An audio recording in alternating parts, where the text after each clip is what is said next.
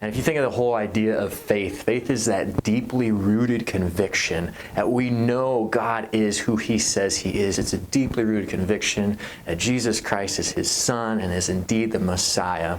And then our lives, the way we live, are based off of that faith.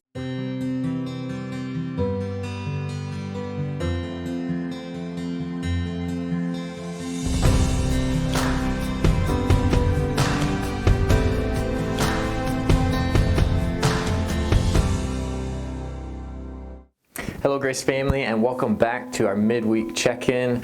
It's so good to be back with you. We had a couple of weeks of vacation. Megs and I and the kids really enjoyed that time away, but we're so thankful to be back, so thankful to be coming back to this church family, and really looking forward to seeing you Sunday morning as we gather for worship.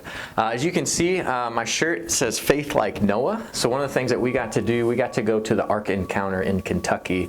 Took the kids through that and really enjoyed that day there. But I was thinking about getting ready for this, and I thought I might make reference to that and kind of just encourage us in our own walk and in our own faith. And so they made this shirt that says Faith Like Noah, and they referenced Hebrews chapter 11 and verse 7 that says this.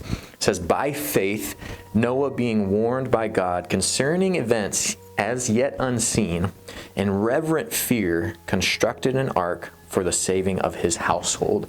And if you think of the whole idea of faith, faith is that deeply rooted conviction that we know God is who He says He is. He is the creator and sustainer of all things. He's perfect in all His ways. He is pure and holy and righteous, and just attribute after attribute. It's a deeply rooted conviction who God is. It's a deeply rooted conviction that Jesus Christ is His Son and is indeed the Messiah. And then our lives, the way we live, are based off of that faith. And we see that here lived out in Hebrews 11 as it kind of summarized how Noah did that in responding to things that had not happened, things that seem crazy to hear, but he was able to live in response to that because he knew who God is and what He does. And so I want to kind of take that concept and encourage you in your walk and in your faith this week. I don't know what struggle you're in the middle of. I don't know what burden you're feeling.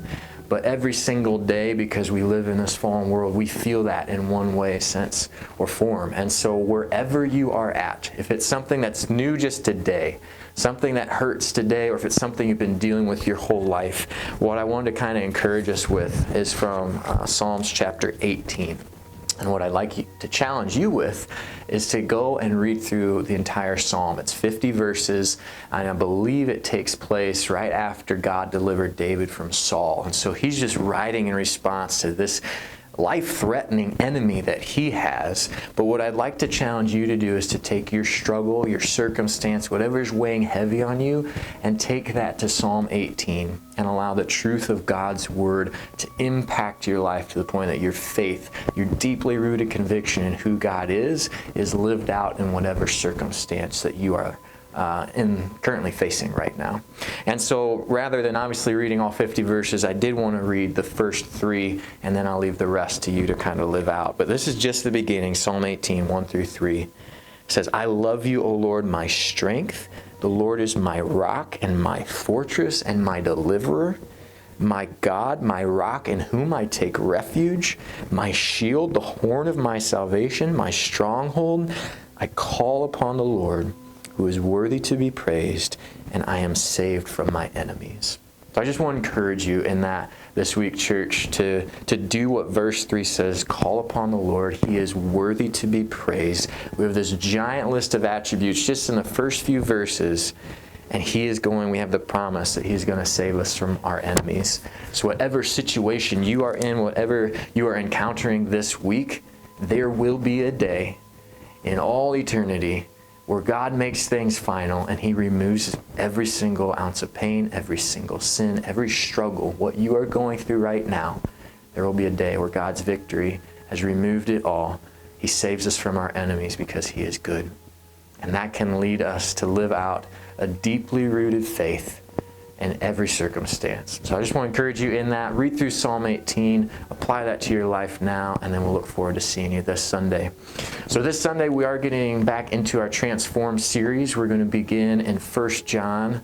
It'll be our first week in 1 John. I think we're in chapter 2, verses 26 and 27. So check that out, read that ahead of time, and we'll look forward to continuing to learn what a life of transformational living looks like. So you have a great rest of your week. We'll see you back here Sunday morning at 9 a.m. Thanks, church.